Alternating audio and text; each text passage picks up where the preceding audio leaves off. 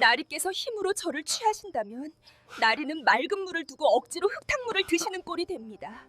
흙탕물을 드시고 나면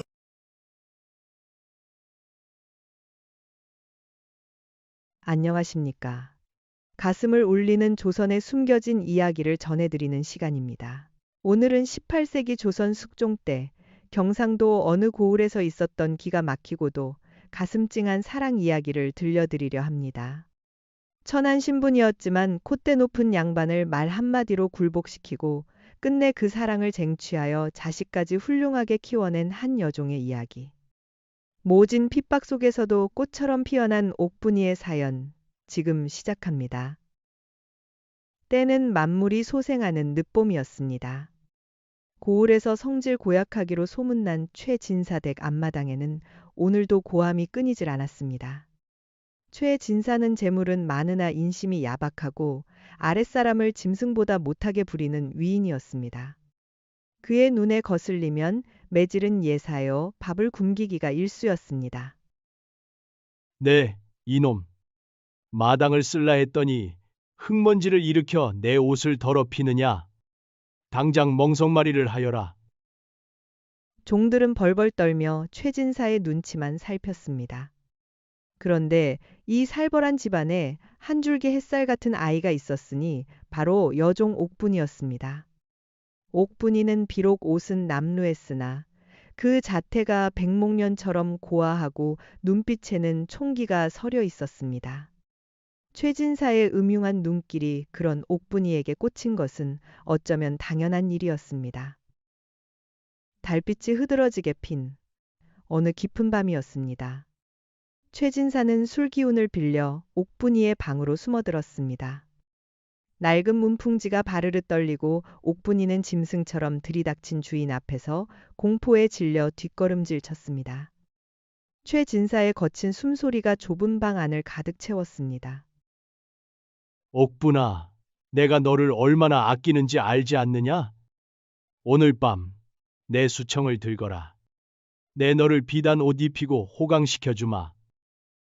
나리, 이러지 마십시오. 저는 비천한 몸이나 함부로 몸을 굴리는 여인이 아닙니다. 제발 나가주십시오. 잔말 말고 이리 오너라. 감히 주인의 명을 거역하려느냐? 내년이 매맛을 봐야 정신을 차리겠구나. 최진사는 옥분이의 하얀 손목을 낚아채며 강제로 옷고름을 풀려 했습니다. 옥분이는 눈물을 머금고 필사적으로 저항했지만 남자의 힘을 당해낼 재간이 없었습니다. 옷깃이 찢어지는 소리와 함께 옥분이의 어깨가 드러났습니다. 절체절명의 순간 옥분이는 눈을 딱 감고 기지를 발휘했습니다. 그녀는 표정을 바꾸고 차분하지만 서슬퍼런 목소리로 입을 열었습니다. 나리, 잠깐만 멈추십시오. 제 몸을 가지시는 것은 나리의 마음대로이나 제 마음까지 얻으시려면 제 물음에 답을 주셔야 합니다. 갑작스러운 옥분이의 당돌한 태도에 최진사는 멈칫했습니다. 술 기운에 달아올랐던 욕정이 호기심으로 바뀌는 순간이었습니다. 허허, 이것 보게. 천한 계집이 양반에게 문제를 내겠다? 그래, 무엇이냐? 답을 맞히면 내 순순히 너를 안을 수 있는 것이냐? 옥분이는 흐트러진 옷매무새를 다잡으며 정색을 하고 최진사를 똑바로 쳐다보았습니다. 그 눈빛은 마치 서슬퍼런 칼날 같기도 했고 깊은 호수 같기도 했습니다. 나리께서는 목이 마르시면 우물물을 드십니까? 아니면 똥물이라도 마다하지 않으십니까? 무슨 해괴한 소리냐? 당연히 맑은 우물물을 마시지 더러운 똥물을 어찌 입에 댄단 말이냐?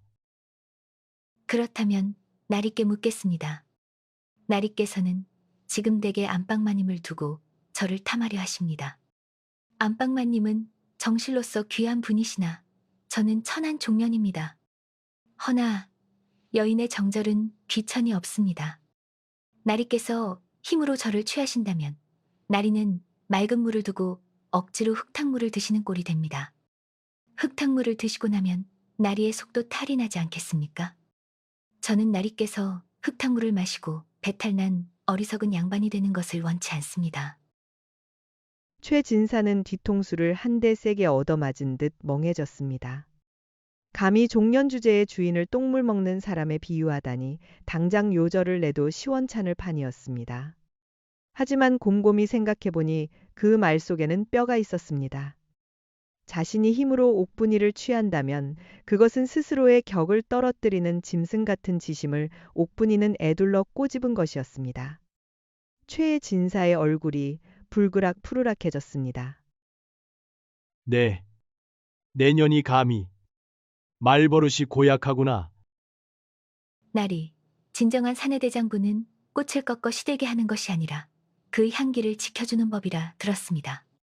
저를 힘으로 꺾으시면 그저 시든 꽃 한 송이를 얻을 뿐이나 저를 지켜주시면 나리는 향기로운 정원 전체를 얻으시는 겁니다. 최 진사는 아무 말도 할 수 없었습니다. 자존심이 상해 견딜 수가 없었지만 한편으로는 그 당찬 기계와 지혜에 소름이 돋았습니다. 천한 신분 뒤에 숨겨진 옥분이의 보석 같은 지혜를 본 것입니다. 최 진사는 씩씩거리며 방을 나갔지만 그날 밤 그는 잠 한숨 이루지 못했습니다. 옥분이의 말이 귓가에 맴돌았기 때문입니다. 꽃을 꺾지 말고 향기를 지켜라. 그날 이후 최 진사는 달라지기 시작했습니다. 더 이상 옥분이를 함부로 대하지 않았습니다. 오히려 먼 발치에서 그녀가 일하는 모습을 지켜보며 남몰래 감탄하곤 했습니다. 옥분이가 무거운 물동이를 이고 가면 슬그머니 하인들을 시켜 들어주게 했고 맛있는 음식이 생기면 옥분이 몫을 따로 챙겨두기도 했습니다. 그것은 단순한 욕정을 넘어선 한 인간에 대한 존중과 연모의 정이었습니다. 계절이 바뀌어 가을이 깊어갈 무렵 최 진사는 다시 옥분이의 방을 찾았습니다. 이번에는 술 취한 밤이 아닌 맑은 대낮이었습니다. 그는 옥분이 앞에 정중히 앉았습니다. 옥분아, 이것 좀 들어보거라. 장터에서 제일 가는 찹쌀과 조청으로 빚은 귀한 유과와 한과다. 속이 꽉 차고 달콤한 것이 꼭 너를 닮은 듯하여 오는 길에 사왔다. 나리, 소인이 어찌 이런 귀한 주전부리를. 사양 말고 받거라.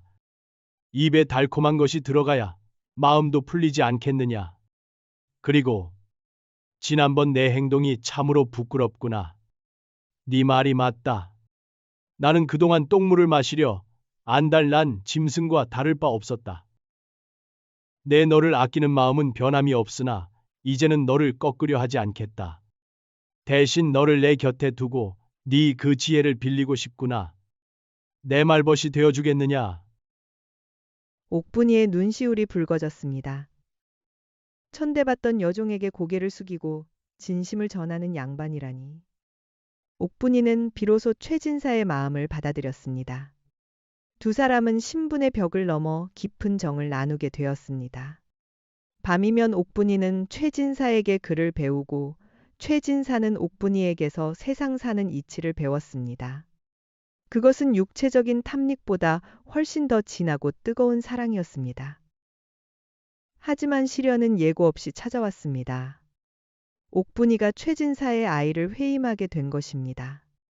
이 사실을 알게 된 안방마님과 집안 어른들의 분노는 하늘을 찔렀습니다. 저 천한년이 감히 주인의 씨를 베다니. 당장 멍석에 말아 매질을 하여 내쫓아라. 뱃속의 화근 덩어리까지 모조리 없애버려야 한다.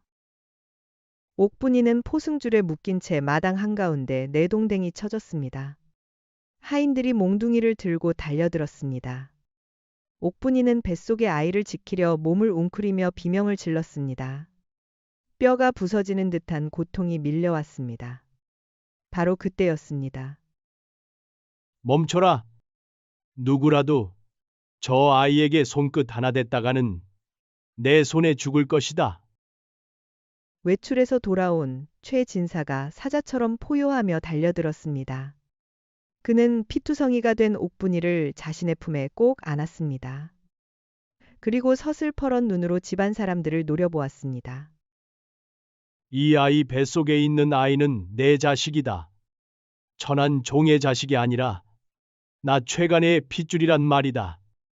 누구든 내 여인과 내 아이를 건드리는 자는 용서치 않겠다. 최진사의 서슬에 눌려 아무도 덤비지 못했습니다. 최진사는 피 흘리는 옥분이를 안고 안방으로 들어갔습니다. 양반의 안방에 천한 여종이 들어가는 파격적인 일이었습니다. 최진사는 옥분이의 상처를 직접 닦아주며 하염없이 눈물을 흘렸습니다.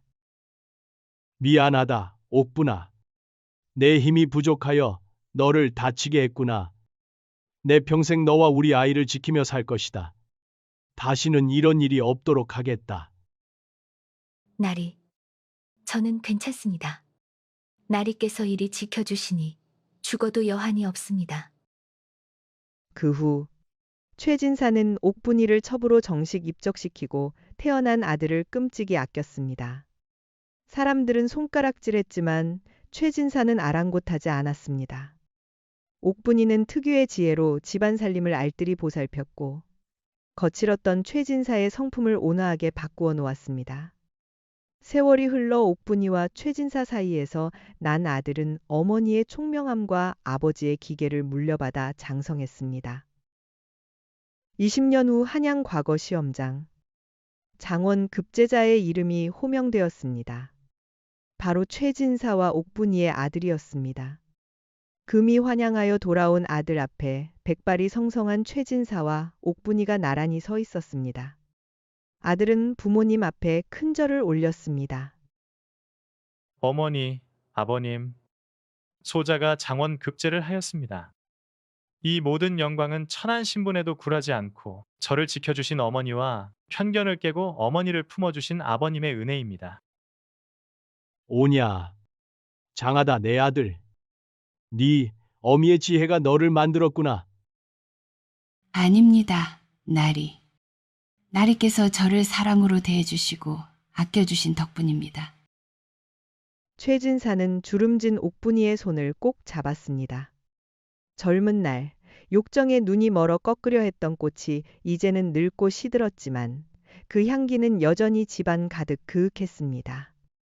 두 사람은 서로를 바라보며 따뜻한 미소를 지었습니다. 악독했던 양반은 사라지고 한 여인을 진심으로 사랑한 지아비만이 남아 있었습니다.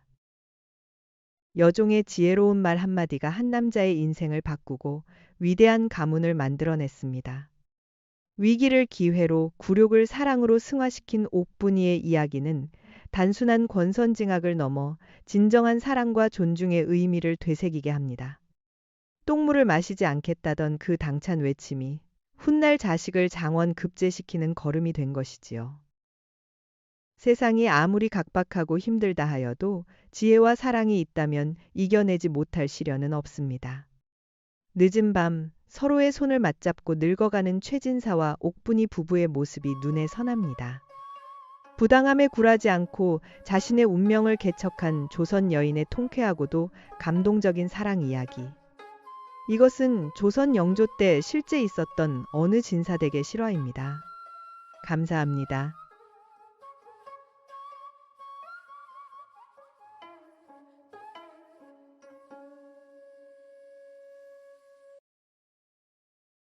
시청해주셔서 감사합니다.